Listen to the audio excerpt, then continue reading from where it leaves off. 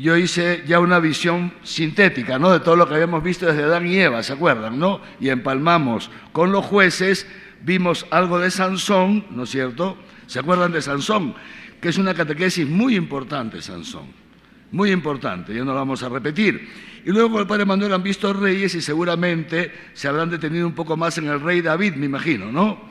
El rey David, Dios es uno de los reyes santos de Israel. ¿Saben cuántos reyes santos tuvo Israel? ¿No les ha dicho el padre Manuel? ¿Cuántos? 3. ¿Quiénes son? David. No, santo Saúl, santo cielo. 3 reyes santos. Israel tuvo muchos reyes, muchos. Solamente 3 santos. David, el primero. Después, Ezequías y...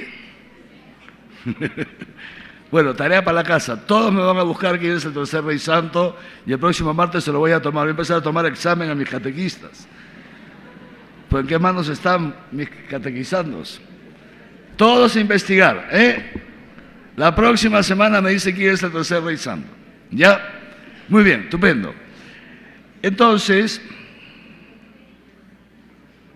y les decía, esto, escúcheme bien, también para que ustedes sepan transmitirlo, porque tenemos un riesgo, yo les digo, tenemos un riesgo.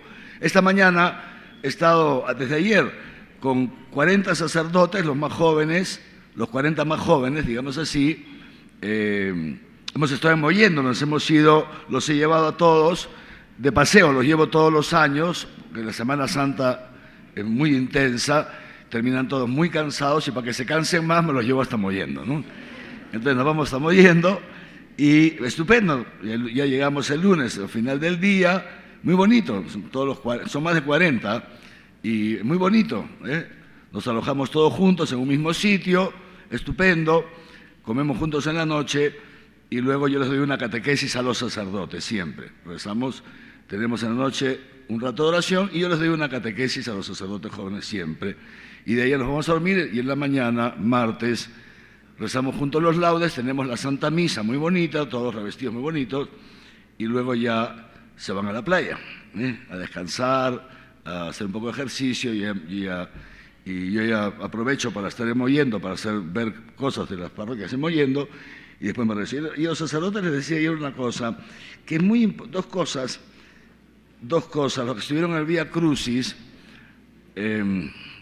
lo dije ahí también porque es algo que me gusta repetir mucho porque es muy importante. Mire, o sea, nosotros tenemos un problema serio, pero les digo un problema sumamente serio, sumamente serio. ¿Qué es el problema que tenía el pueblo de Israel? O sea, ¿cuál es el problema que tenía el pueblo de Israel? ¿Cuál creen ustedes que era el problema?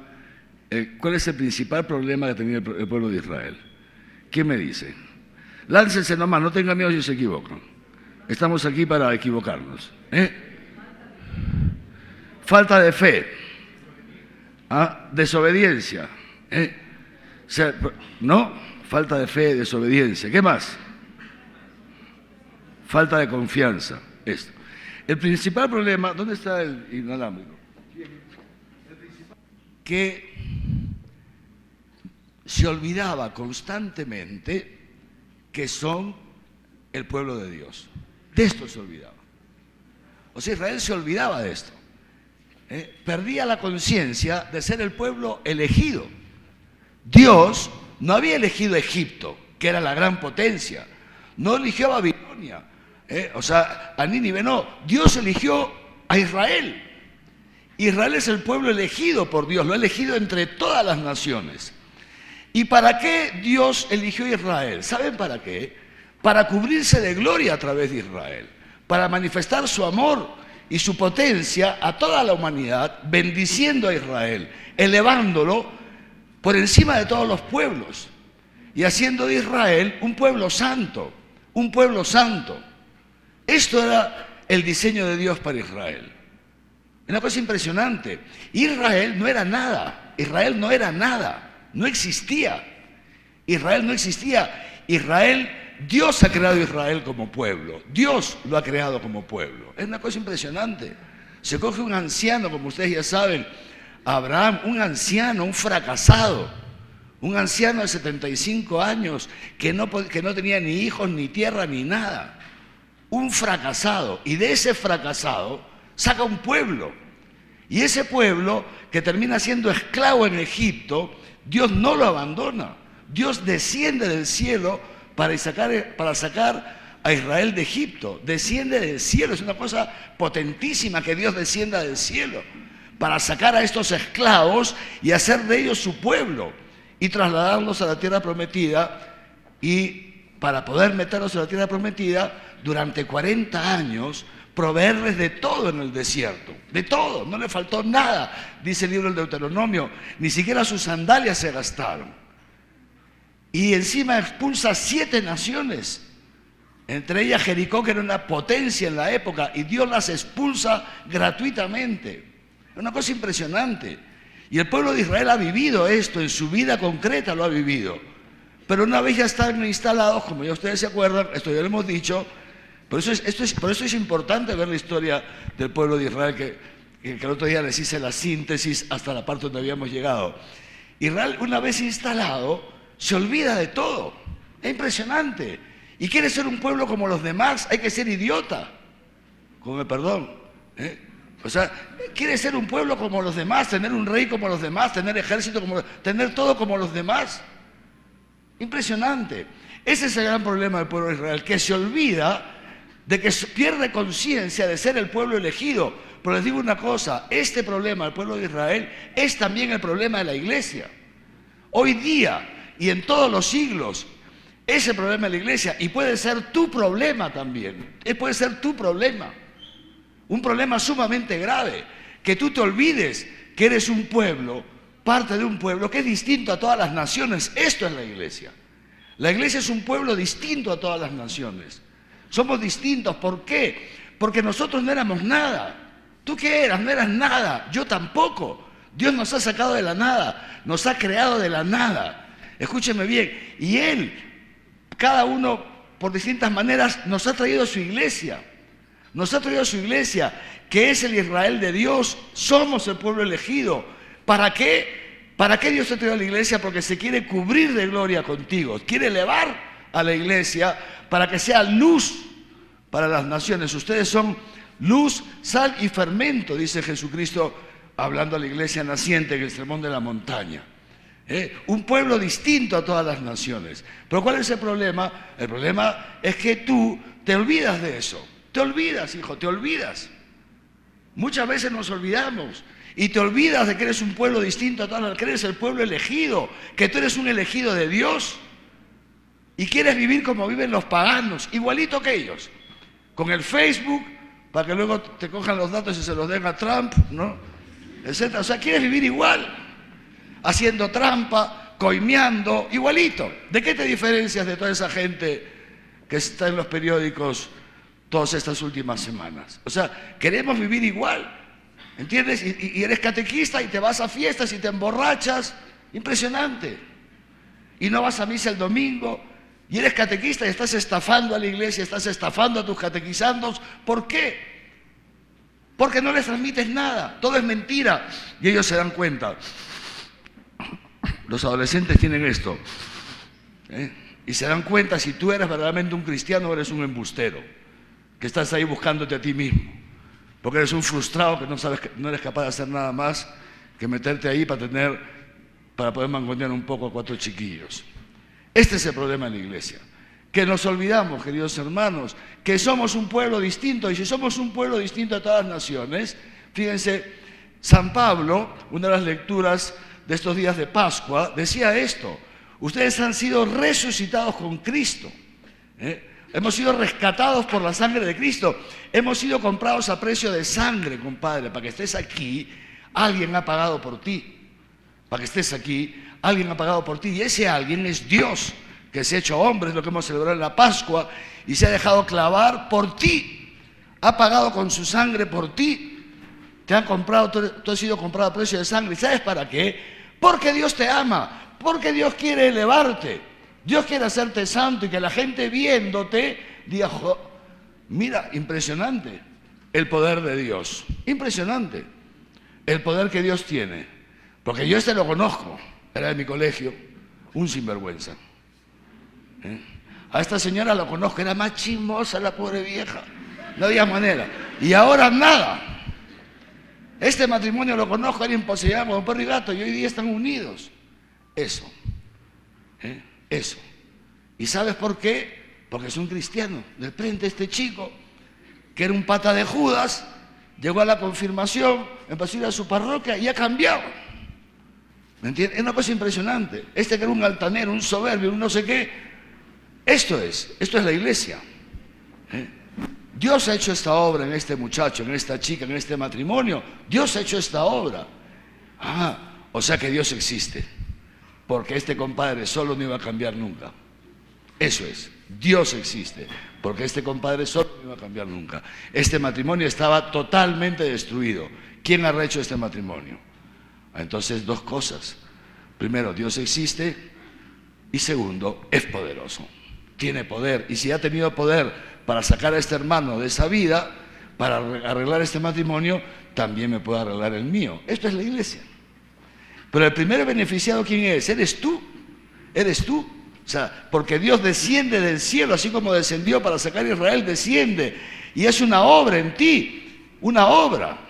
¿Se acuerdan qué significa Isaac? ¿Quién se acuerda? Se los he contado. Risa. Claro, como eso, bueno, catequista. Risa. ¿Por qué significa risa?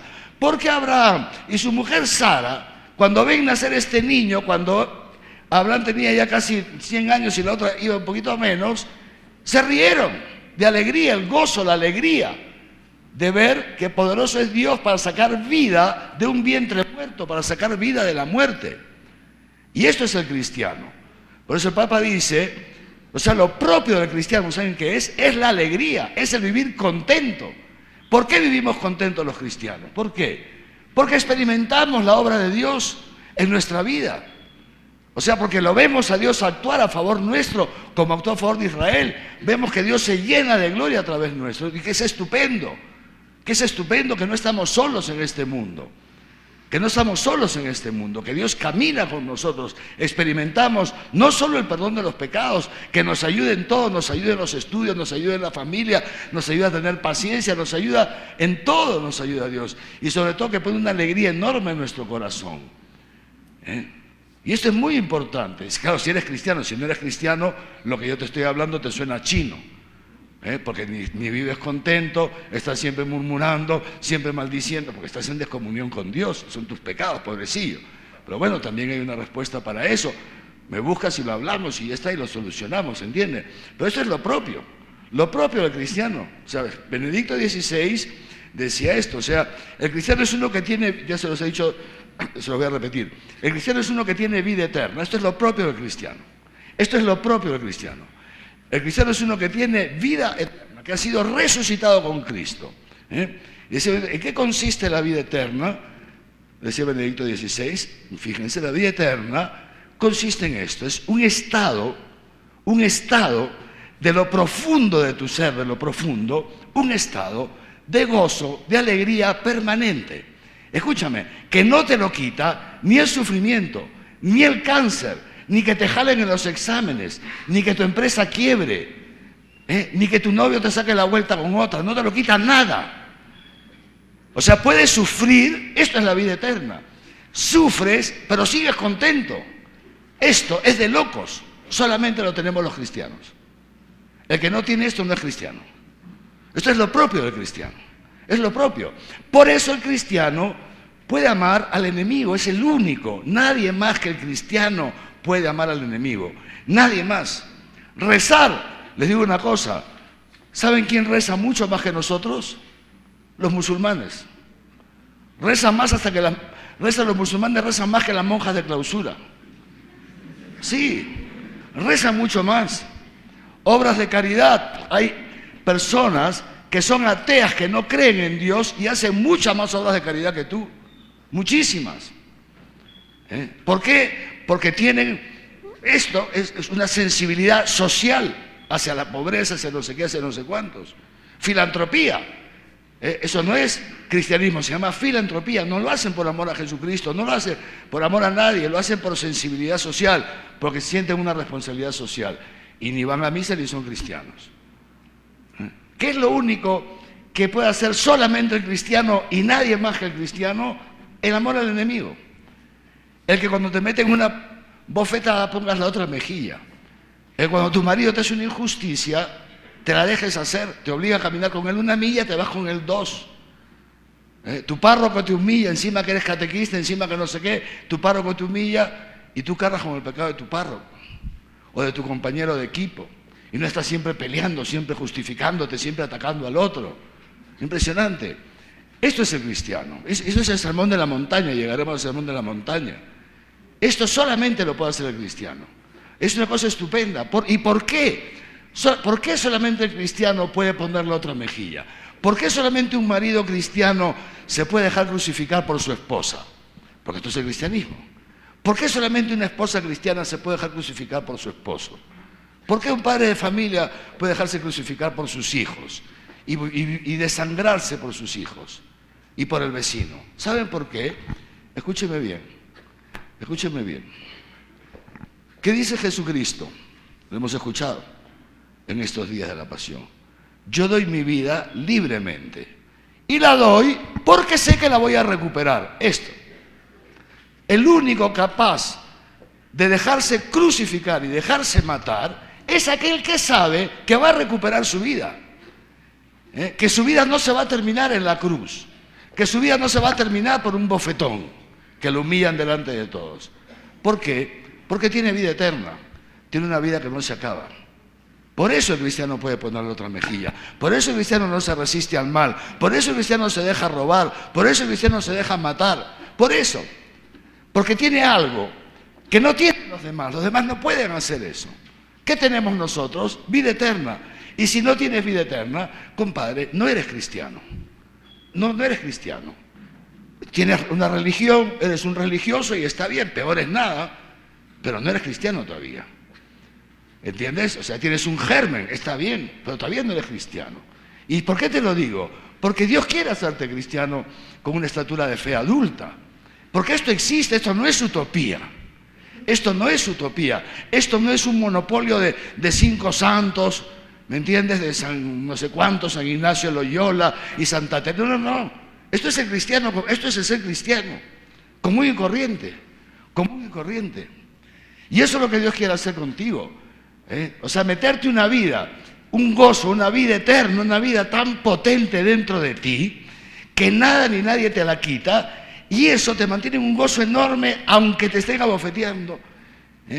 Y una cosa estupenda, ojalá que algún día puedan tener esa experiencia. Yo me acuerdo la primera vez que tuve esa experiencia, hace muchos años, fue una cosa, les voy a contar esta historia, fue una cosa impresionante. Yo era joven sacerdote, jovencísimo, y tenía 2 años de sacerdote, si no me equivoco, 3, y mi obispo decide hacerme párroco de una parroquia, ¿no? Y bueno, el obispo que debe ser, estupendo, voy a ser párroco de una parroquia, y resulta que el párroco saliente no quería salir, porque era una parroquia que estaba situada en un barrio, más o menos, pobre hombre, pobrecito, estaba enfermo, y es una parroquia que tenía muchos ingresos, ¿no? O lo que sea, es igual. Entonces el párroco no quería salir. Entonces empezó una campaña contra mí. Sí, escúcheme bien. El obispo le anunció el cambio con 3 meses de anticipación para que vaya preparándose y todo, ¿no? Y este hombre en esos 3 meses se dedicó a hacer una campaña contra mí. Que yo no era cristiano, que yo era de una secta, que yo no creía en la Virgen María, que no creía en el Santísimo Sacramento, pero esto, ¿eh? Además, juntó a las cabezas de los grupos parroquiales y se los dijo, y este señor, este era el segundo párroco, ¿eh?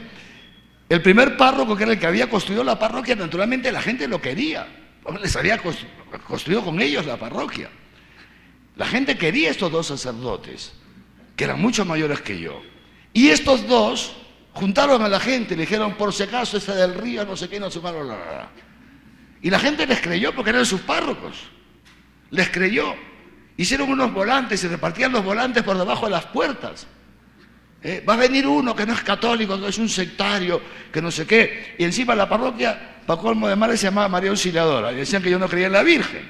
Entonces va a cambiar el nombre de nuestra parroquia y va a quitar la imagen de la Virgen, una imagen horrible que estaba, pero bueno, estaba ahí, pobre, ¿entiendes? Ahí en el centro. Y va a quitar la imagen y va a quitar el sagrario, no va a haber santísimo, porque este es medio luterano. Y la gente se lo creyó. Súper interesante. Yo no sabía nada. Llega el día de la toma de posesión, el templo lleno de gente, pero lleno. Así que empieza la toma de posesión, se hace dentro de una misa. Entonces empieza la misa. Mi obispo, estaba él, presidía, yo estaba a la derecha, y a la izquierda estaba el canciller, que era un señor alto. Y entonces llega la homilía, y el obispo empieza a predicar, y empieza a hablar de la iglesia, que la fundó Jesucristo, que San Pedro, que la sucesión apostólica, porque el obispo se ve que ya se la solía. Ya lo sabría el desgraciado, ¿no? Pero bueno. Y entonces fíjense ustedes, y él dice, bueno, por eso que no sé qué, la sucesión, y el obispo ahora soy yo, y el párroco es representante del obispo, así que he decidido que ahora vamos a cambiar, y su nuevo párroco va a ser el padre Javier. Y toda esa multitud, así como ustedes, ¡no! ¡Fuera! ¡No lo querés! Pero de verdad, no estoy exagerando, ¿eh? No estoy exagerando. ¡No! ¡Fuera! ¡No lo queremos! ¡Que no sé qué! Y yo le digo, tranquilos, sí, el obispo, tranquilos. Empezaba otra vez. Jesucristo fundó la iglesia, no sé cuánto, no sé, ¿verdad? Y otra vez aterrizaba, así que fue impresionante. O sea, fue tan horrible la situación que el obispo dice, bueno, tranquilos, vamos a terminar la misa. Ya, pasó. Y a mí una cosa me llamó la atención. Cuando esto gritaban, pero con una rabia, porque claro, tú imagínate la rabia que tendrías si tú me conoces a mí, ¿me entiendes? O sea, ya sabes que yo te quiero, tú me quieres. Y si que yo te diga eso, oye, por si acaso yo soy tu párroco, oye, por si acaso me están cambiando y venir uno que no cree en la Virgen, que te va a destruir la parroquia. Es lógico que no tengas que odiar. Pues me odiaban. Era una cosa horrible. ¿Y saben cuál fue mi experiencia? Que ellos gritaban, ¡ah! Y a mí dentro, se los digo verdad, nunca he tenido esa experiencia. Me salió un amor por esa gente enorme. Un amor, una ternura. Yo los escuchaba gritar con esas caras de violentos y me salió una sonrisa de amor. Fue una experiencia bella. Pero ahí no terminó la experiencia bella. Terminamos la misa y una cosa sí me llamó la atención, que esta gente que tenía un odio horrible en su corazón, a la hora de la comunión todos se acercaron a comulgar. Decía, mexicana, ¿qué comunidad parroquial me va a tocar? O sea, no tienen ni idea de las cosas, ¿no? Porque encima le habían gritado, y pues estos están más perdidos, bueno, habrá que trabajar aquí. Bueno, terminamos la misa y el obispo dice, bueno, siéntense un momentito, nos vamos a quitar los ornamentos y volvemos. Así que nos quitamos ornamentos, volvimos, y el obispo dice, bueno, ¿qué cosa pasa? ¿Qué problema tiene? A ver, ¿qué pasa? Entonces empezaron a hacer una fila, ahí donde estaba el coro, cogieron el micrófono y iban pasando uno por uno. No, porque este es no sé cuántos, porque este no sé... Impresionante. Me acusaban de un montón de cosas, ¿no? Que les habían dicho estos curas. Entonces, fíjense, llega un señor cuyo hijo es sacerdote, que está aquí, ha venido conmigo a Arequipa cuando yo vine, el padre Francisco Javier, el párroco de Tía Vaya. Su papá, que era la parroquia, coge el micrófono y dice, hermanos, dice, un momentito, dice, vamos a ver, ¿qué somos nosotros? Somos la Iglesia Católica, aquí está nuestro obispo. Nosotros no conocemos a este padre. Si el obispo dice que es un buen sacerdote, porque el obispo decía eso, es un sacerdote estupendo, yo lo conozco, no sé qué. Si vamos a fiarnos del obispo. ¡Pum! Le quitaron el micrófono, le pararon el equipo, lo botaron a empujones. El papá de Francisco Javier, pregunta a Francisco Javier, lo botaron a empujones. Pero bueno, entonces, para hacerla breve, el obispo respondía, pero no, que no es así, que como no va a creer en la Virgen, yo sacaba mi rosario, por favor. No había manera. Una señora de pronto sale de en medio, se tira ahí al piso, ¡ay, infarto! ¡Al agua! O sea, fue todo un show, ¿eh? Y les digo una cosa, mientras la cosa se puso muy fea, perdón que me dé la espalda, o sea, yo la verdad que me nació un amor enorme por esta gente. ¿Saben cómo se terminó la historia? De repente, estaban así hablando y sale un señor de por ahí y viene corriendo,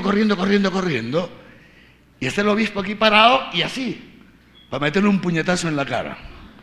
Menos mal que el canciller que estaba aquí era un hombre alto, fuerte, y le cogió el brazo. Si no, le reventaba la cara a mi obispo. Así que mi obispo me dice, vámonos, soy yo por la sacristía, ¡fum!, volando. Impresionante. Histórico, ¿eh? Histórico. ¿Saben cómo se solucionó? Ya que les he contado esta parte, les voy a contar todo. Mi obispo se va de viaje y el nuncio, de esa época, el nuncio, éramos muy amigos, me tenía un gran cariño yo a él, un santo, ¿eh? El señor Valdelli. Entonces, un día me llama para no sé qué cosa, y ¿qué tal, cómo estás y tal? Ahí le digo, bien, pero no tengo un problema. ¿Qué ha pasado? Y le conté. Anda, no te creo. ¿Qué ha hecho Monseñor Miguel? Nada, Monseñor Miguel por la sacristía. Y además ha sido de viaje. Porque Monseñor Miguel, cada vez que había un problema, se iba de viaje. Eso le encantaba. Se iba de viaje, para que las cosas se calmen. Entonces, yo tengo mucho cariño con el obispo, ¿no?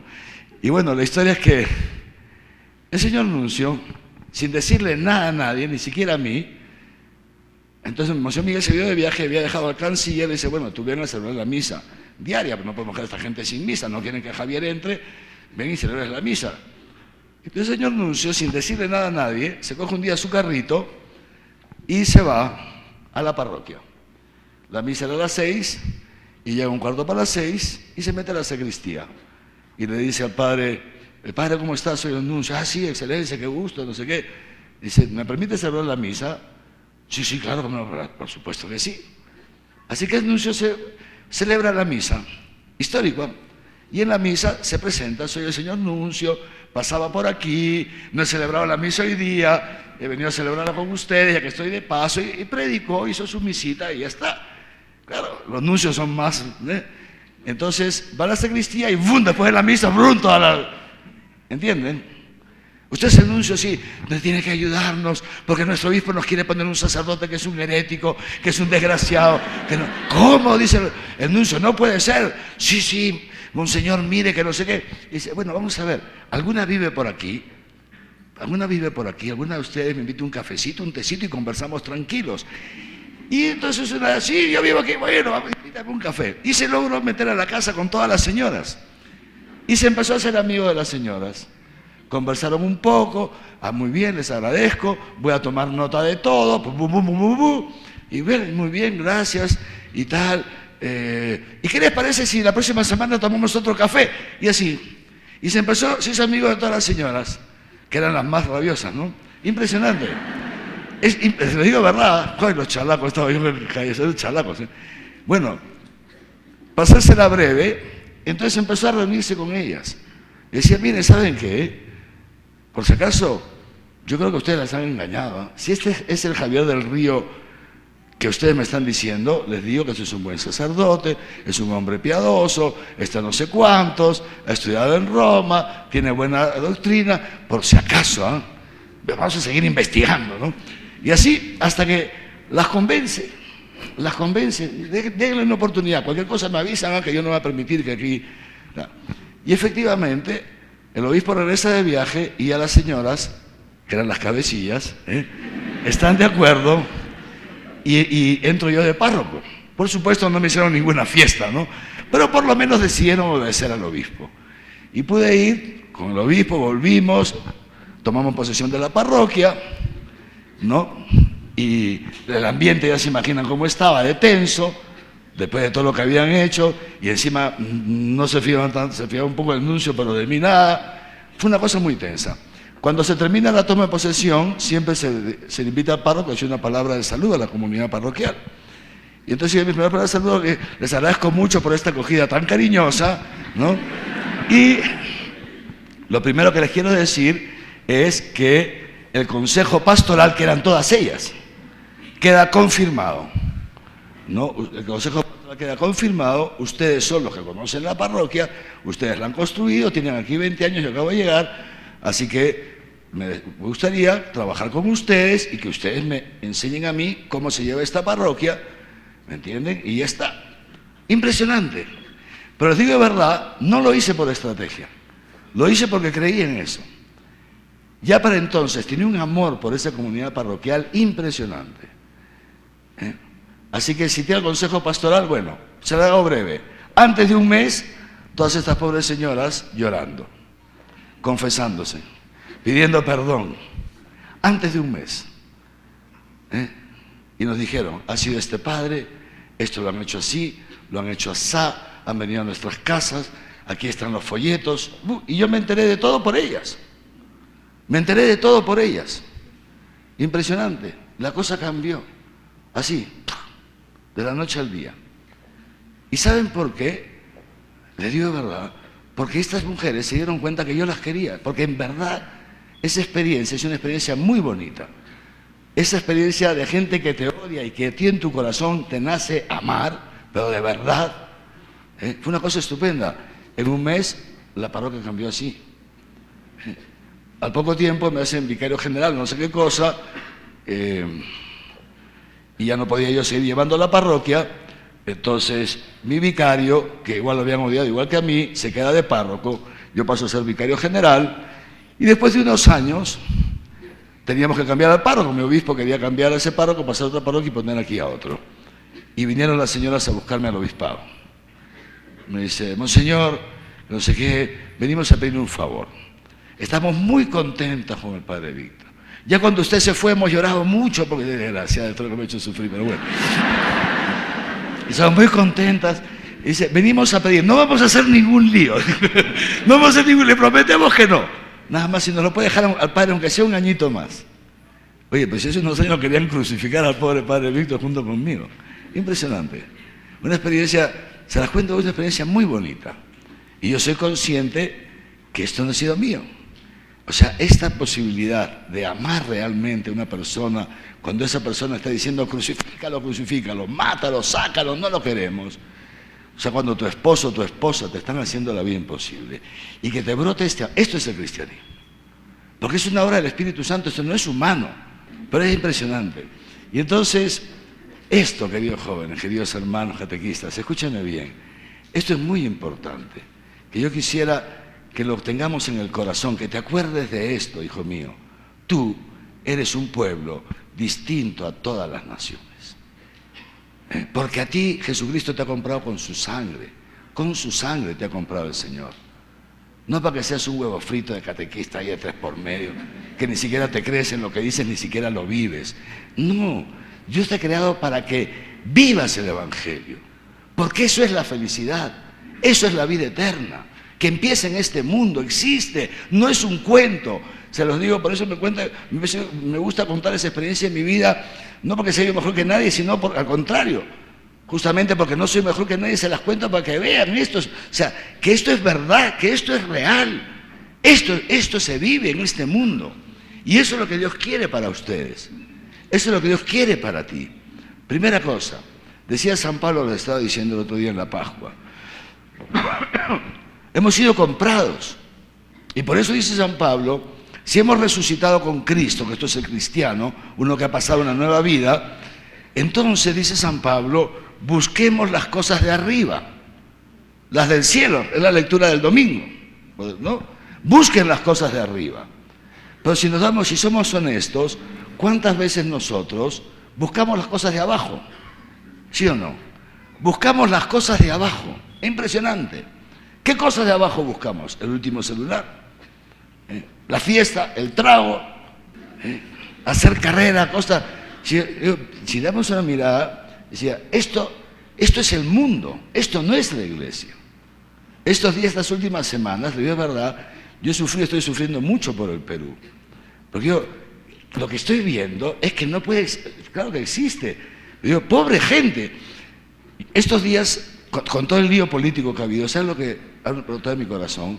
Le doy unas gracias a Dios enorme, porque yo de muchacho, cuando estaba fuera de la iglesia, yo estuve metido en política, y a mí Dios me sacó, y un agradecimiento del Señor, gracias, porque estaría metido en toda esa porquería, una porquería, un señor que llega a ser vicepresidente, porque está en una fórmula, y luego lo vacan a su presidente. ¿Quién lo vaca? ¿Quién saca la firma? ¿Saben quién?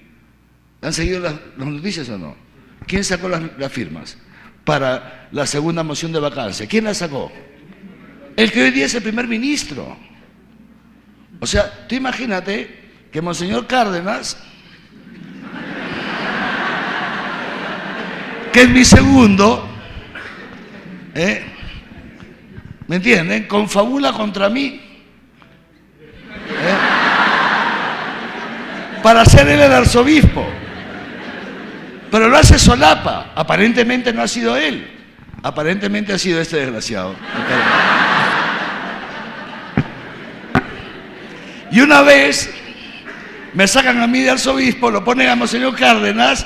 Oye, por lo menos un poquito de decencia, pues, ¿me entiendes? No hace su obispo auxiliar a Padre Alberto. O sea, más claro el agua, ¿me entiendes? ¿No? Clarísimo. Clarísimo que has estado metido en la jugada.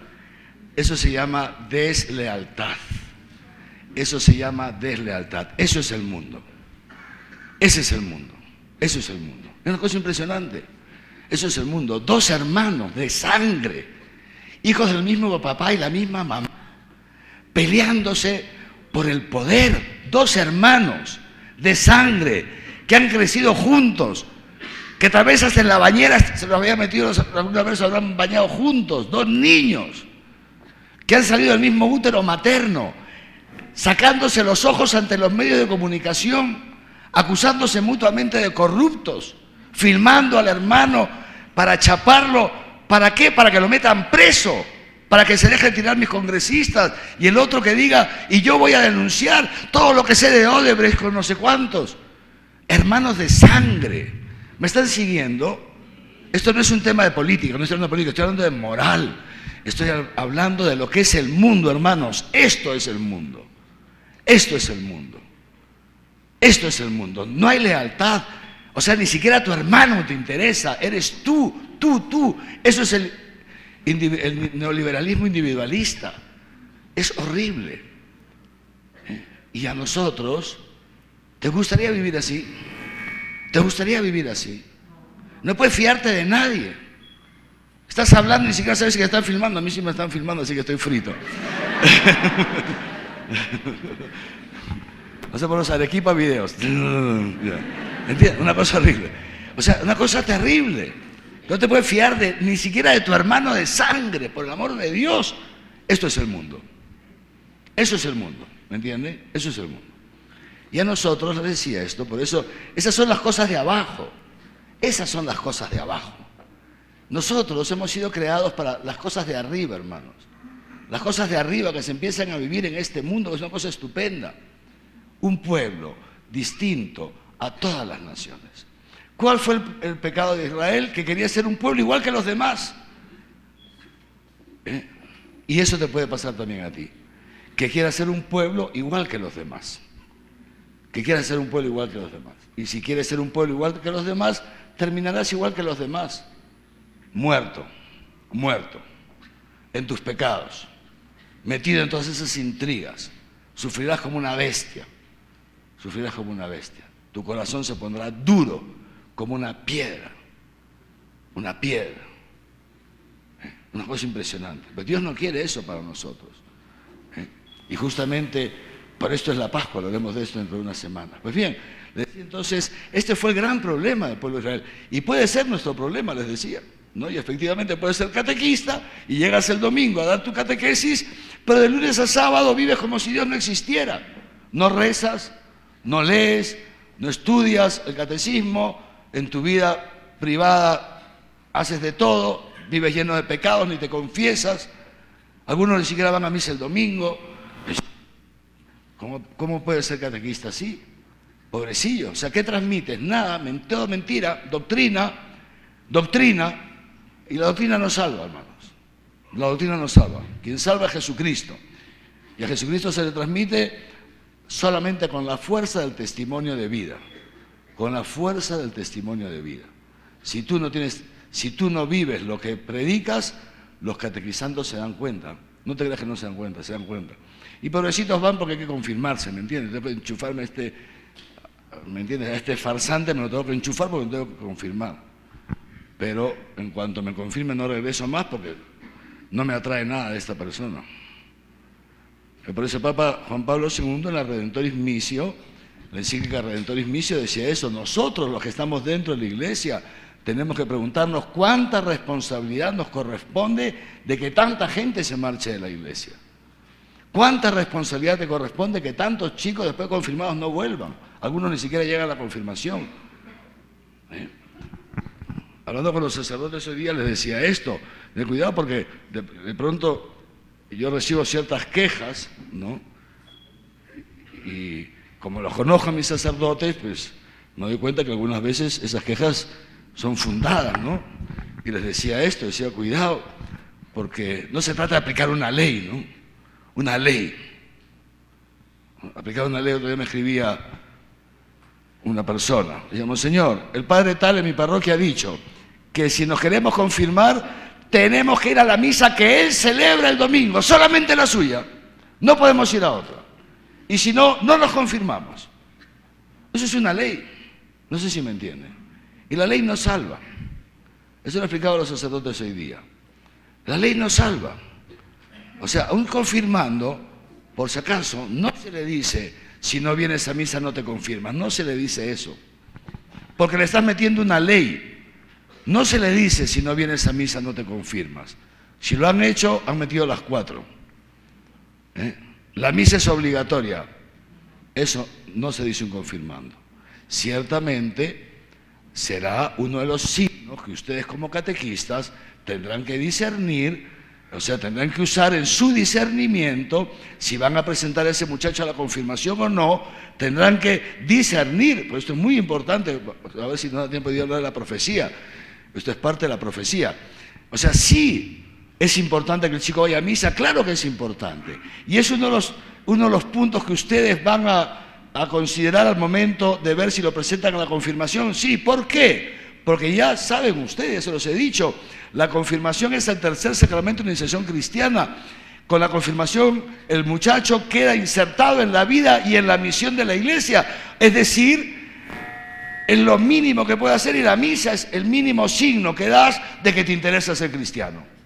Si no te interesa ser cristiano, ¿para qué te vas a confirmar? Y si no vas a misa, es que no te interesa ser cristiano. Porque a un cristiano le interesa ir a misa. ¿Me entiendes lo que estoy diciendo? Es claro que sí, pero escúchame una cosa. Eso se lo dices el último día. ¿Sabes qué? Hemos visto que no estás debidamente preparado. No, o sea, no el último día, el día anterior a la confirmación, sino cuando se hace ya la selección, faltando más o menos un mes. ¿No es cierto? Dice, mira, y no se dice en público, fulano sí, sutano no, es uno por uno. Dice, a ver, hermanos, vamos a anunciar, los que van a hacer la confirmación son fulano, sutano, mengano, mencejo. Luego, estos hermanos necesitamos hablar con ellos en privado. Y ya está, y uno por uno. Es un catequista que se dedica a sus catequizandos. Y se le explica. No se le explica, no te vamos a confirmar, no. Porque no es que no te vamos a confirmar. Todo eso se lo he explicado a los sacerdotes esta mañana. Porque está muy claro en el magisterio y las normas de la iglesia. No es que no te damos la confirmación, es que la diferimos. Escúcheme bien esta palabra. Diferimos. Mira, nosotros no te vamos a presentar para este año. O sea, para esta fecha. Vamos a diferirlo. Pero, ¿por qué? Pues porque vemos que ni siquiera vienes a misa. Faltan mucho las catequesis, no vemos un cambio de vida en ti, ¿me entienden, no? Esto, se lo dices en ese momento. Pero es que nadie me había dicho que tenía que venir a misa. Bueno, te hemos dicho tantas veces predicando que la misa es fundamental en la vida del cristiano. ¿Me están siguiendo? Claro, si tú el primer día ya le dices, el que no viene a misa no se confirma, todos van a ir a misa, porque les interesa confirmarse para quitarse el follón de encima, ¿me entienden? Para tener el papelito. Claro, pero van a ir a misa por ley van a ir a misa. Y el día que tengan el papelito no vuelven. ¿Me han seguido o no? Un catequista no transmite una ley. El catequista, ¿qué es lo que hace? Eso se los he explicado bien a todos, los que venían el año pasado. ¿Qué hace el catequista? El primer año, para ir a misa hace falta tener fe, hermanos, o ser un imbécil. Una de dos, o tiene fe o eres un imbécil, porque sin tener fe ir a misa es ser un imbécil, ¿no? Bueno, para ir a misa hace falta tener fe. Y lo que tienes que hacer tú con tus catequizandos el primer año no es llevarlos a misa. Déjalos que no vayan, tranquilos. Lo que tienes que hacer es pasarles la fe. Pasarles la fe. Eso es lo que tienes que hacer, pasarles la fe. Y recién después de un año, o sea, un año, el primer año pastoral, que son unos meses, lo que sea, ustedes verán, de no decir exactamente el mes, es un discernimiento de ustedes. Después que ya les han comenzado a transmitir la fe, les han hablado de las maravillas del cristianismo, una cosa estupenda, les ha presentado el amor de Dios, y les has dado la catequesis sobre la Eucaristía, Ahí sí les entonces, muchachos, ahora se han enterado lo que es la misa, porque la mayoría de gente no sabe lo que es la... Cuando lleguemos a la misa se van a dar cuenta que muchos de ustedes ni siquiera saben lo que es la misa, humildemente se los digo. Ya lo van a descubrir. O sea, no saben, saben un poco, pero van a ver todo lo que es la misa, es una cosa impresionante lo que es la Eucaristía. Hay muchas cosas que estoy seguro que ustedes ni siquiera se imaginan, las vamos a descubrir juntos, pero es una cosa bellísima, ¿me entienden? Entonces, estos chicos no saben nada, pobrecitos. Una vez ya les ha gustado, pues estupendo, a partir del próximo domingo venimos todos a misa. Para empezar a experimentar esto que les hemos dicho, van a experimentar cómo se cumple en su vida poco a poco. Y a partir de ahí sí es importante. Pero ni siquiera ahí le dice, porque el que no viene no se confirma, no. Porque está metiendo una ley. ¿Me han entendido? ¿Me han entendido? Eso. ¿Y sabes cómo van a venir? Si se sienten amados por ti. Si se sienten amados por ti. Y si los llevas al encuentro Señor. Muy bien, así que todo esto para decirles esto, que somos un pueblo distinto a todas las naciones.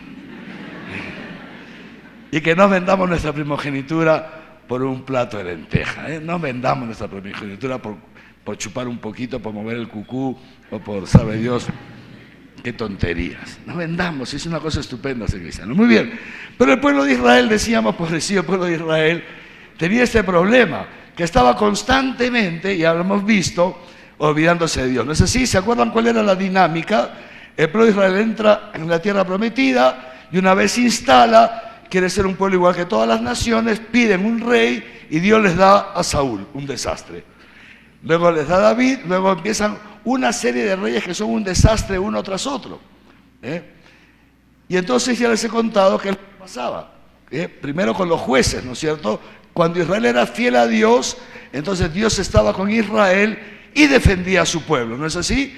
Y si venía otra nación para atacarlos, Dios sacaba la cara por ellos, ¿no? ¿Por qué? Porque venían a atacarlos y Israel se daba cuenta de su infidelidad y se convertía a Dios, por miedo más que otra cosa, pero se daba cuenta de su infidelidad y volvía, Señor, ayúdanos por favor, hemos pecado contra el cielo y contra ti, ¿cómo haces tú, no?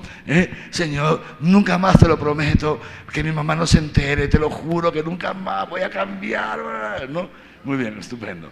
Y Dios, qué bueno. Entonces, ¡pum!, sacaba la cara por su pueblo, se portaban bien 3 fines de semana y al 4.º fin de semana la misma vaina para que la mamá no se entere, ¿no? Bueno, entonces, estos son los jueces, ¿no es cierto?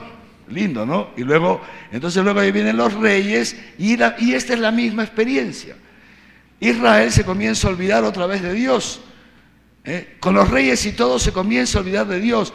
Y lo peor es que surgen algunos reyes, o sea, varios, ¿no es cierto?, que son reyes verdaderamente idólatras. Entonces, ¿qué hace Dios para ayudar a su pueblo? Suscita a los profetas. Vamos a entrar en el tema. Suscita los profetas.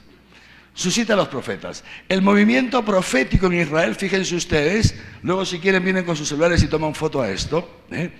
El movimiento profético de Israel dura 600 años. Dios a lo largo de 600 años suscita profetas al pueblo de Israel. 600 años. Más o menos desde el año 1030 antes de Cristo, estamos antes de Cristo, suscita a los primeros profetas. Samuel, de quien ya hemos hablado, ¿se acuerdan? Samuel. Natán, ¿se acuerdan quién es el profeta Natán? ¿Quién es el profeta Natán? ¿Ah? ¿Quién es? Tú. Tú eres catequista, ¿no? Javier, este hermano es catequista tuyo, de tu equipo. A ver, ¿quién es el profeta Natán? Tienes que revisar tu equipo. El profeta Natán, ¿saben quién es, no es cierto? El que ilumina a David de sus pecados. Cuando David se había acostado con la mujer de Urías, ¿se acuerdan? Les ha contado el padre Manuel les ha contado esto, ¿no es cierto? Este es Natán, un profeta, fíjense, un hombre estupendo que va, ¿sabe lo que es ir donde el rey de Israel? Por eso les decía la vez pasada, es muy importante meterse, un catequista tiene que meterse en el fondo y leer y estudiar. Y leer y estudiar. Israel era ya en ese momento con David, el reino de Israel estaba en su esplendor, una cosa impresionante. Ir donde el rey y decirle, oye rey David, mira, te voy a contar una cosa que ha pasado en tu reino, ya conocen la historia, ¿no? Un señor tenía un gran rebaño de ovejas, y había otro, un hombre pobrecito, tenía solamente una, desgraciada su ovejita. Con ella dormía para que lo caliente, ella lo seguía como si fuera un perrito faldero, y el otro desgraciado que tenía 2000 ovejas, le puso los ojos a este, le quitó, y para quitársela lo mató. En tu reino, y David monta en cólera. ¿Se acuerdan de esto? Dice el padre Manuel, ¿no? ¿Quién? Ese desgraciado merece la muerte. Yo soy el rey, hay que matarlo. Dice, pues ese eres tú. Tú imagínate que el profeta, que tu mujer te diga eso, metes un par de cachetadas, ¿me entiendes? Que tu mujer te ilumine tus pecados, que tu esposo te ilumine tus pecados, que tus hermanos de equipo te iluminen tus pecados, que tu párroco te ilumine tus pecados. O sea, que alguien te ilumine tus pecados y te diga, eres un lujurioso, eres un egoísta, eres una chismosa insoportable. ¡Clac, clac! ¿No entiendes, sí o no? Claro. ¿No? Como ustedes han visto, en la misa me he escuchado cuando el obispo celebra la misa, ¿saben cómo dice? En un momento decimos, ¿no? Y tu iglesia, no sé qué, con el Papa Francisco, conmigo, indigno siervo tuyo. Claro. Entonces había un sacerdote que cuando celebraba la misa decía con el Papa Francisco, con nuestro indigno obispo Javier. Así que le llega la voz, no mía, fue su ejemplo, ¿no? Le llega la voz al obispo y el obispo llama al sacerdote. Que venga y le dice, oiga, me he enterado que usted está hablando mal de mí en la misa. Dice, ¿cómo? Sí, que está diciendo indigno. Dice, pues no lo dice usted cuando celebra, pues ya está. Digo lo mismo que usted. Pero una cosa es que la diga yo, otra cosa es que la digas tú. Ay, sí. ¿No? Es interesante. Todos decimos, yo soy un pecador, soy una pecadora, monseñor, soy un pecador, pero que tu marido te diga que eres una egoísta, una locura, ¿entiendes? Eso no se lo permite. El único que puede decir que eres un pecador eres tú. Nadie más puede decirte que eres un pecado, porque somos así. Y fíjense, David, qué humilde, ¿no es cierto? Qué humilde. Dice, ¿cómo? ¿Yo? ¿Qué ha pasado? Y Natán le explica. Y David, ¿no? ¿Saben, no? Compone el Salmo 50, les he dicho el padre Manuel. El Salmo 50, misericordia, Dios mío, por tu bondad. Borra, se da cuenta, acepta su pecado, no se defiende, no se defiende. Esto es muy importante, no se defiende. Esto es un santo, esto es un hombre humilde, uno que no se defiende. Normalmente a nosotros nos pasa lo contrario, nos defendemos, no sé si se han dado cuenta. No sé si se han dado cuenta, había un párroco, oye padre, me han dicho que tú eres en tu parroquia un déspota, ¿no? O sea que eres un no sé cuántos, un margen. No, no, es mentira, es mentira. Y ya inmediatamente, bueno, por poner un ejemplo, igual te podría decir a ti, ¿no?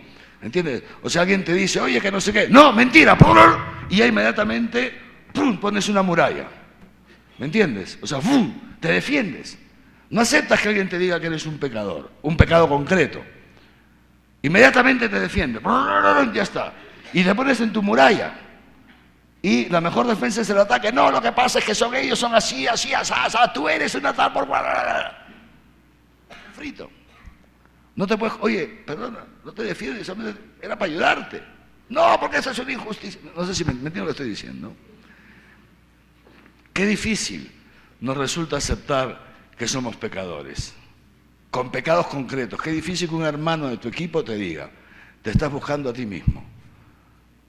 Eres un sobrado, lo que sea. Es difícil. Tendemos a defendernos. Y al defendernos atacamos a los demás. Y perdemos la oportunidad de convertirnos, ¿Qué hace uno, un cristiano, cuando viene alguien y le ilumina un pecado? Y le ilumina un pecado. Solo que el cristiano dice, gracias, hermano. La verdad es que no, monseñor, no creo yo que sea tan duro, pero bueno, gracias por decírmelo. Me lo voy a revisar. Voy a revisarlo, es un examen de conciencia, voy a estar atento. Gracias, esposa, por decirme esto. Gracias, esposo, gracias, hermano del equipo, gracias, padre párroco, por decirme que soy un tal por cual. Gracias, no me había dado cuenta, me lo voy a meditar. Esto es el humilde, esto es el cristiano. Me lo voy a meditar y seriamente se lo medita. Y seriamente se pone de rodillas, Señor, ilumíname. Si yo no he sido un buen catequista, si no he sido un buen esposo, si no he sido una buena esposa, si no he sido un buen hermano en la comunidad, en la parroquia. ilumíname. Esto es lo que hace un cristiano. No defenderse inmediatamente y devolver peor. Tú eres 3 veces peor que yo. No, pero eso no es así. ¿Me están siguiendo lo que estoy diciendo? Eso es el cristianismo. ¿Les gusta ser cristianos o no? Es estupendo ser cristiano, una cosa linda. Muy bien, entonces, les decía, entonces Dios empieza a suscitar estos profetas. Samuel, Natán, Elías, ¿se acuerdan de Elías? Elías y Eliseo, ¿no es cierto? Elías y Eliseo. Y luego hacemos una mirada así panorámica, 1030, hacia los... Estos de aquí sobre todo, fíjense, estos primeros profetas, sobre todo, quieren recordar al pueblo de Israel la grandeza de Yahvé, la grandeza. No hay otro Dios más grande que Yahvé. Y seguramente ustedes conocen el episodio de Elías, ¿no? Conocen el episodio de Elías cuando hace traer una sequía a toda la tierra. ¿Se acuerdan de eso o no? Elías, fíjense ustedes, cuenta la escritura, no sé dónde lo tengo por ahí, cuenta la escritura, es súper interesante que cuando viene, déjenme ver por aquí, a ver si lo encuentro, es súper interesante. Miren, tiene la Biblia, vamos al primer libro de Reyes, el capítulo 18, si no los demás lo toman nota y en su casa lo leen, es muy interesante. Elías, primer libro de Reyes, capítulo 18, versículos 17 y 18. Primer libro de Reyes, capítulo 18, versículos 17 y 18. Dice así: cuando Ahab, rey de Israel, Ahab ha sido uno de los reyes más perversos de Israel. Uno de los reyes más perversos de Israel. El problema de estos reyes que empiezan a suceder a Samuel es que se vuelven idólatras. Es impresionante, es increíble. Se vuelven idólatras. Y empiezan a dar culto a los Baales.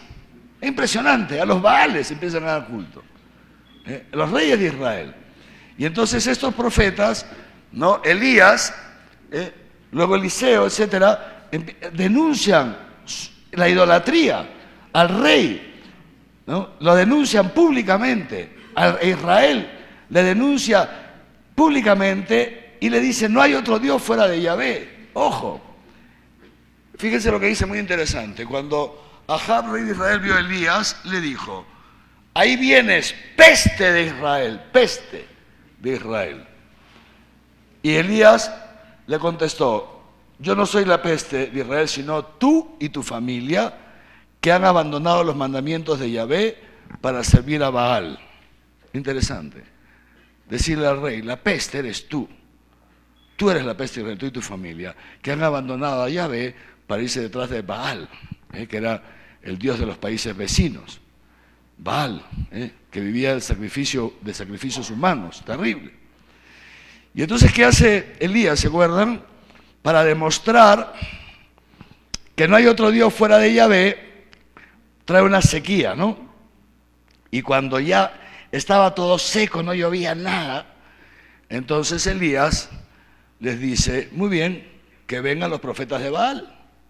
A ver si Baal es tan poderoso. Conocen la historia, es muy bonita, ¿no? Es simpaticísima.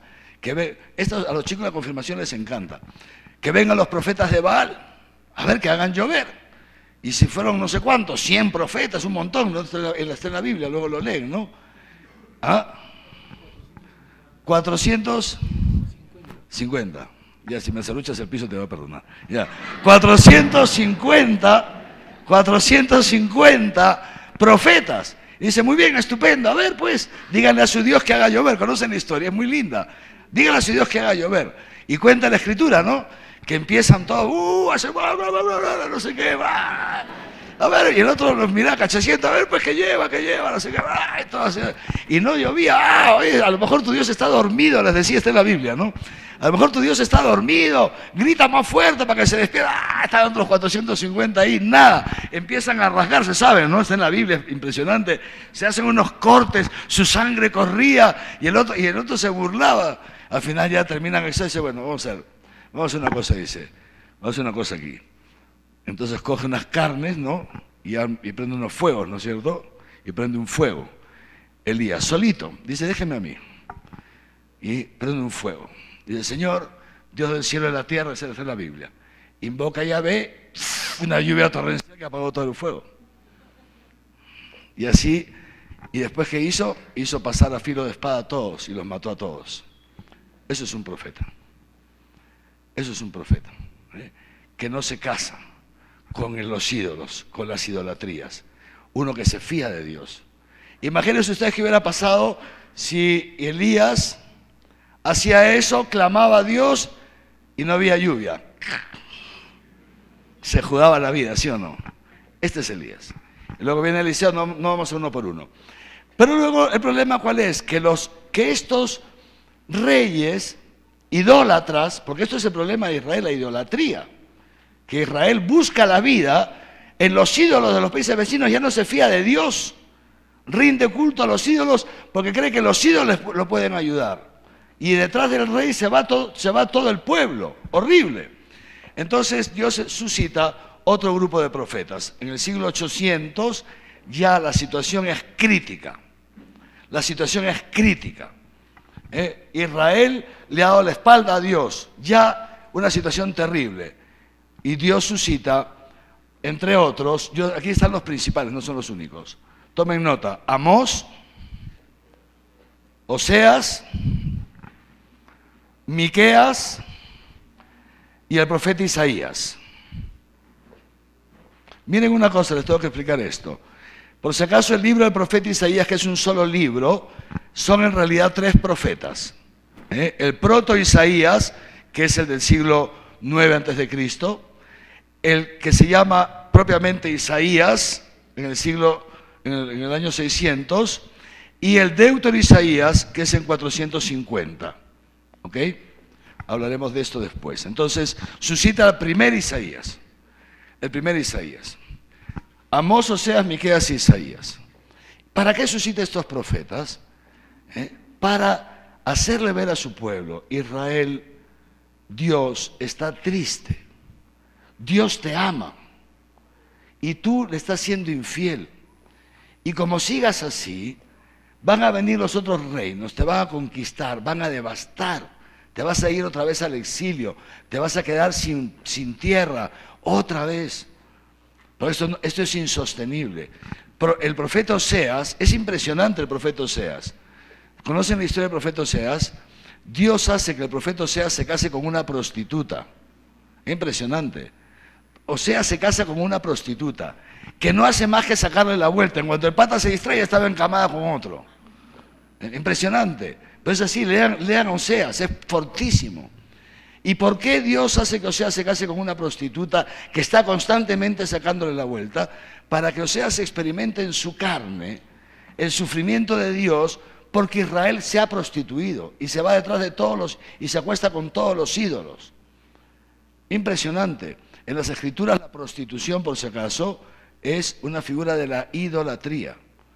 Es súper interesante. Y el pobre Oseas sufre como una bestia.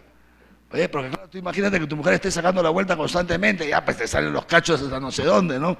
Tus amigos en el barrio, todo el mundo lo sabe, ¿no? Te vas a trabajar y te estás metiendo la otra por la puerta falsa, ¿me entiendes? Y tú lo sabe el barrio, lo saben tus primos, lo sabe todo el mundo, es un cornudo, pues, ¿no?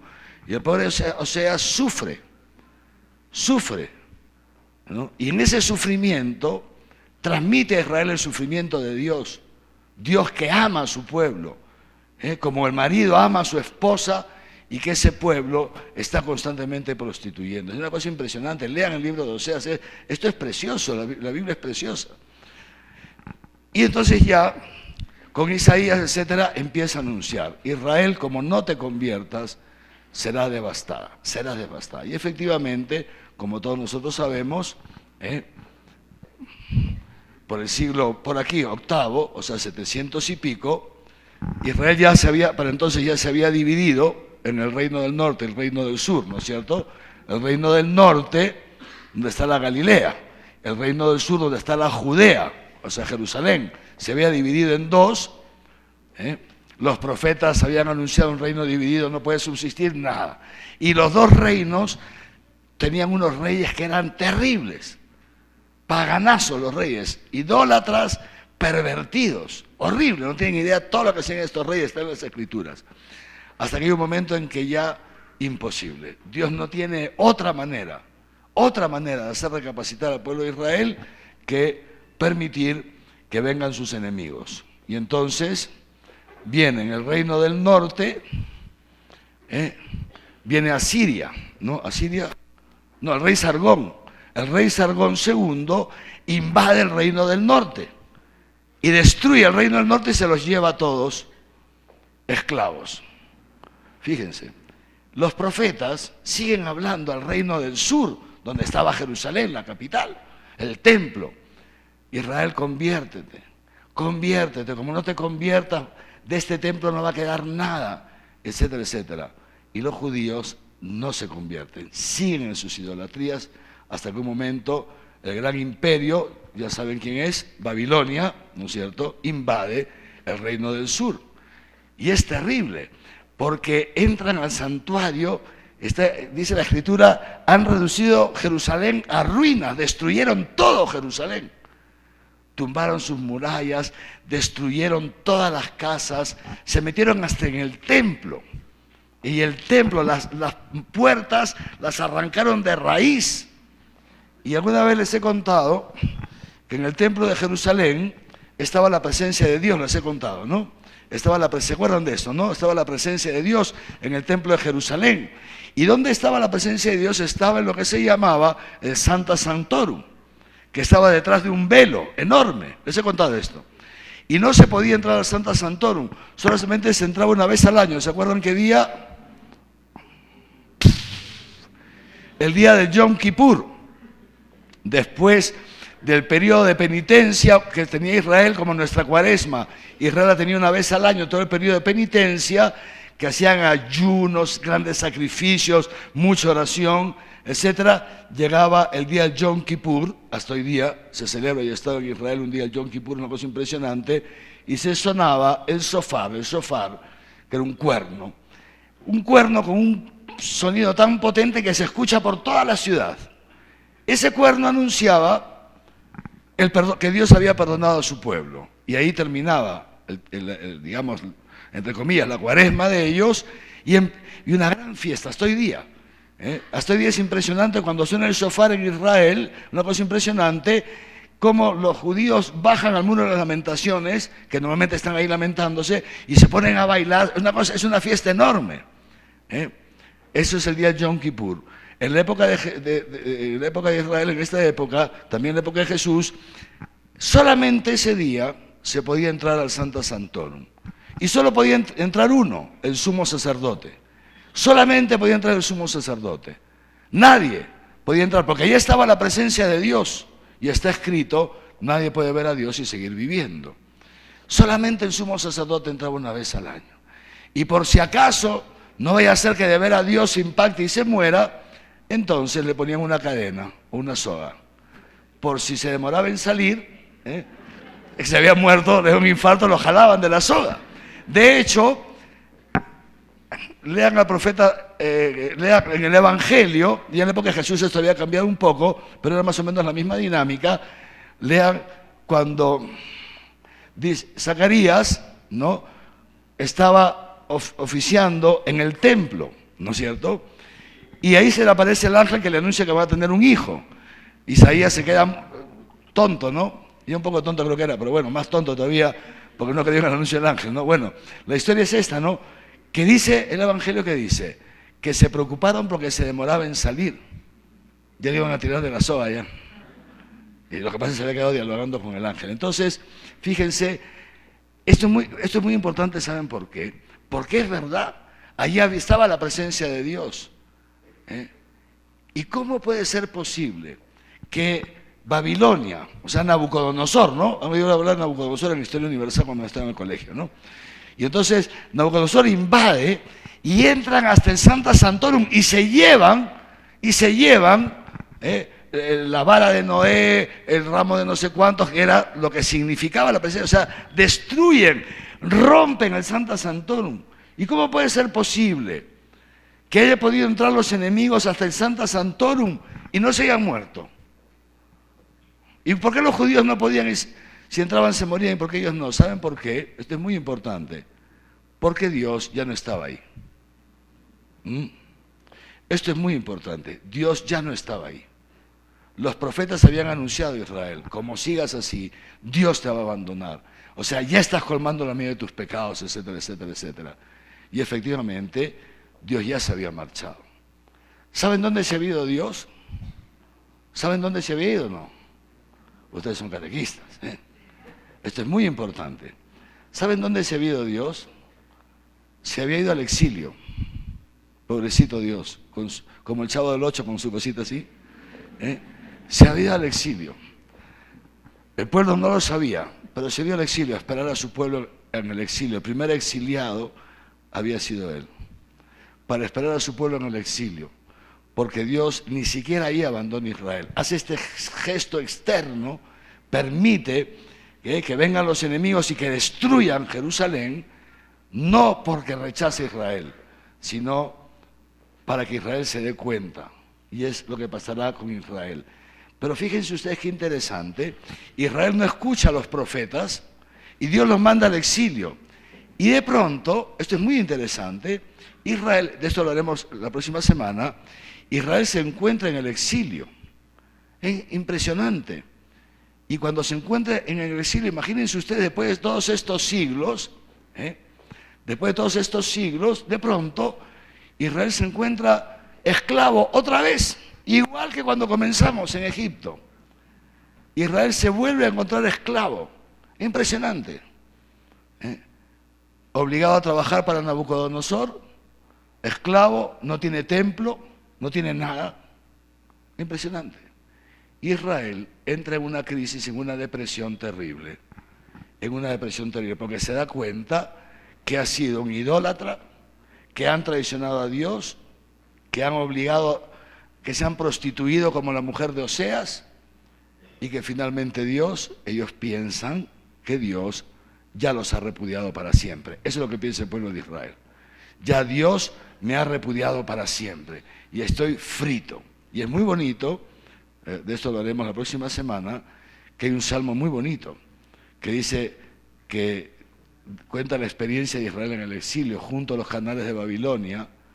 Acordándonos de ti, Jerusalén, nos echamos a llorar. Israel se da cuenta que ha perdido, digamos así, interpreta, mejor dicho, que ha perdido su primogenitura, que ha perdido la oportunidad de ser el pueblo de Dios y ha echado a perder todo. Y lo peor es que no hay manera de solucionar esto. Y en esa situación de crisis, es muy fuerte esto, o sea, es muy fuerte, por eso hay que leer las Escrituras, y ahí es una cosa terrible. En esa situación de crisis, Dios suscita, entre otros, a dos grandes profetas, Ezequiel e Isaías. ¿Y saben lo que hacen Ezequiel e Isaías? Consuelan al pueblo de Israel en Babilonia, lo consuelan. Ya no le iluminan los pecados, ya no los denuncia de pecado, sino que les anuncia la esperanza. Ánimo, Israel, que así como Dios te sacó una vez de Egipto, ahora te sacará de esta esclavitud también. Porque Dios es un Dios que dice y no se arrepiente. Y Dios ha hecho un pacto contigo. Y en esa crisis, en esa depresión que está el pueblo de Israel, lo veremos la próxima semana, estos profetas hacen que rebrote la esperanza. Un poquitín, empieza a rebrotar la esperanza en algunos. Y de ahí entonces, luego Dios, lo veremos la próxima semana, suscita en el rey de Persia, Ciro, el rey de Persia, ¿no?, que por inspiración de Dios permite que los judíos vuelvan a su tierra, ¿no es cierto? Y entonces lo veremos la próxima semana. Pero lo que quiero decir es, estos profetas, fíjense aquí, suscitan la esperanza. Luego vuelven, reconstruyen Jerusalén, etcétera, etcétera, el templo otra vez, muy interesante, lo veremos la próxima semana. Y Dios suscita estos dos profetas, entre otros, Ageo e Isaías, el tercer Isaías, el Deutero Isaías que se llama, que ya empiezan a anunciar al pueblo de Israel el cumplimiento de las promesas hechas a sus antiguos padres. Fíjense bien, ya no solamente en darles esta tierra de Israel, esta tierra, etcétera, sino que Dios se constituirá sacará de Israel un resto, y a través de ese resto Dios enviará el Mesías. Este Mesías que Dios había prometido, y que yo se los conté, ya se han olvidado, aquí, antes de entrar a la tierra prometida, les dije que lean el Deuteronomio, Dios anuncia al pueblo de Israel: suscitaré de en medio de ti otro Moisés, un Mesías, otro como mi siervo Moisés, un Mesías.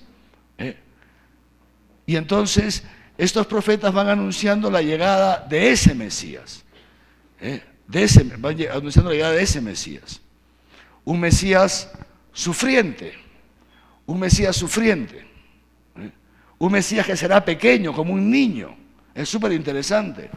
Un niño, será como un niño pequeño, que salvará a Israel para siempre, que ya instalará una dinastía perpetua, que será el linaje de David. Todo eso está anunciado aquí.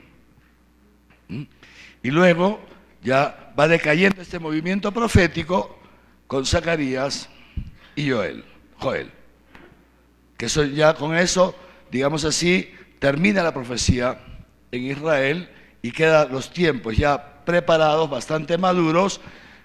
400 años antes de Cristo, Israel comienza ya, o sea, ya está en una situación de expectativa para la llegada del Mesías, que llegará después con nuestro Señor Jesucristo. ¿Se han enterado más o menos de esto? Muy bien. Esto entonces es una visión panorámica. Esto a sus catequizandos no tienen que contarles un par de estas anécdotitas que les he contado yo, ¿me entienden? Para que vean cómo funciona este movimiento profético, cuál es la finalidad. Entonces, y terminamos con esto. ¿Qué cosa es un profeta? ¿Qué cosa es un profeta? Un profeta, lo primero, es un elegido de Dios. Nosotros muchas veces pensamos que el profeta es el que predice el futuro, ¿no? Como un adivino, ¿se han dado cuenta? Hay gente que piensa eso, que el profeta es un adivino, que sabe lo que va a pasar y entonces tiene una bola mágica. Eso no es el profeta. Escúcheme bien. El profeta, escúcheme bien, esto es muy importante. Es cierto que el profeta muchas veces anuncia lo que va a pasar, prácticamente siempre. Pero ¿saben por qué lo anuncia? No porque sea un brujo, sino porque el profeta tiene un discernimiento. Y como tiene un discernimiento, sabe leer la historia. Sabe leer la historia. Esto es muy importante. Sabe leer la historia. Y entonces interpreta la historia, interpreta el presente y avisora el futuro. ¿Por qué? Porque 2 y 2 son 4, ¿me entiendes? Si aquí tienes 2 más 2, viene 4 de todas maneras. Eso es el profeta. Se da cuenta que aquí hay 2 y aquí hay otros 2, que viene 4. Y por eso es que anuncia el futuro, por eso es que avisora el futuro, va avisorando. Porque tiene discernimiento. ¿Y esto por qué se los digo? Porque escúchenme ustedes, igual que sus catequizandos, cuando ustedes han recibido el bautismo, uno de los efectos del bautismo es que nos ha borrado el pecado original, ¿no es cierto? Estudiaremos cuando lleguemos al bautismo. Pero otro de los efectos es que hemos sido injertados en Cristo. O sea, hemos sido injertados en Cristo. Hemos pasado a ser miembros del cuerpo de Cristo. Es más, hemos pasado a ser otros Cristo, alter Christus. No solamente el sacerdote es alter Christus capitis, es otro Jesucristo cabeza, pero todo cristiano es otro Cristo. Y en consecuencia hemos sido hechos partícipes de su triple munus. Sacerdotal, somos un pueblo sacerdotal, ¿ok? Real, de esto les he hablado alguna vez, somos un pueblo de reyes, por eso cantamos, pueblo de reyes, asamblea santa, ¿no? Pueblo sacerdotal, estos somos nosotros, la iglesia, tú, por eso es lo que Dios quiere que seas, ¿no? Eres un huevo frito, pero bueno, Dios quiere que seas otra cosa, ¿entiendes? Escúchame bien, entonces por el bautismo tú eres sacerdote, eres rey y eres profeta. Esto es un cristiano. Todo cristiano es un profeta, si es cristiano de verdad. ¿Qué significa? Que sabe leer los signos de los tiempos, que sabe leer los hechos, y como sabe leer los hechos, sabe interpretar la historia y sabe avisorar lo que se viene. Esto es un profeta. Esto es un profeta. Y esto es un don de Dios para una misión, porque no se olviden que nosotros somos un pueblo distinto de todos los pueblos de la tierra, porque somos un pueblo que Dios ha elegido y ha conformado para una misión. ¿Cuál es nuestra misión? ¿Quién me dice cuál es nuestra misión? ¿Ah? Sí, ese es el medio. ¿Para qué? ¿Cuál es el fin, la finalidad de nuestra misión? ¿Cuál es? ¿Ah? La finalidad de la iglesia es una, doble pero una. La gloria de Dios, la mayor gloria de Dios, ¿y qué? La salvación de ¿quién? ¿Ah? Solamente las almas y los cuerpos que se joroben. La salvación del hombre, la salvación de la humanidad. La iglesia es un pueblo elegido por Dios para salvar a la humanidad. Esto, nuestra misión es hacer presente al mundo, ese pobre mundo que los hermanos se sacan los ojos para ver quién llega a ser presidente. Ese mundo que uno traiciona al otro y lo vuelve a traicionar. Ese mundo que en cuanto te das la vuelta alguien se acuesta con tu mujer o tu mujer te pone los cuernos y encima se lleva la plata, porque de tonta no tiene nada, ¿entiendes? Y ya está. Entonces, ese mundo que viven así, ¿saben o no saben? ¿Ustedes cómo creen que vive el mundo? ¿Cómo creen que vive el mundo? ¿No sabían que el mundo vive así? Sacándose las vueltas los maridos con las mujeres con los maridos. ¿No sabían eso? ¿Ustedes creen que todo lo que brilla es oro? Por favor, hermanos. Por favor. Por favor. Es impresionante cómo vive el mundo. Con problemas de dinero, cosas horribles, robándose las herencias, los terrenos, y se muere el abuelo y los sobrinos y los nietos se sacan los ojos por 10 hectáreas de porquería. Y se dejan de hablar para siempre. ¿No saben esas cosas? ¿Ah? Horrible, es horrible, eso es el mundo. Impresionante. Y nosotros somos un pueblo distinto de los cielos para hacer presente el amor de Dios, para hacer presente al mundo que es una cosa estupenda, vivir en comunión con Dios, una cosa estupenda. Esa es nuestra misión, la gloria de Dios y la salvación de esta pobre gente que están destrozados ahí, sufriendo como unas bestias. 18 horas trabajando para poder cambiar de carro, es estúpido. Es estúpido. 18 horas trabajando para poder tener un carro del año. Es estúpido. Cerrándose a la vida, teniendo solamente un hijito para poder tener un televisor de este tamaño para ver el partido mundial que encima, no digo que vamos a perder, pero bueno. Es estúpido, es absurdo. Pero eso es el mundo, hermanos. Pues bien, nosotros vivimos para llevarles una esperanza. Muy bien. Entonces les decía, ¿qué es lo propio del profeta? Y con esto termino. Para terminar, quiero que vayamos juntos, y los demás toman nota, para que veamos lo que es un profeta. Y con eso vamos a terminar, en 10 minutos hemos terminado. Pero no se vayan, porque esto es lo central de la catequesis de hoy día. Jeremías, capítulo 1, versículos 4 y siguientes. Dice así, el profeta Jeremías cuenta su experiencia. Entonces, dice así, Jeremías capítulo 1, versículos 4 y siguientes. Me fue dirigida la palabra de Dios, de Yahvé, en estos términos. Antes de haberte formado en el seno materno, te conocía. Antes de haberte formado en el seno materno, te conocía. Ya, cuando tú estabas, antes que estés en la barriguita de tu mamá, fíjate, y te tenía consagrado una elección. Y yo, profeta de las naciones, te constituí.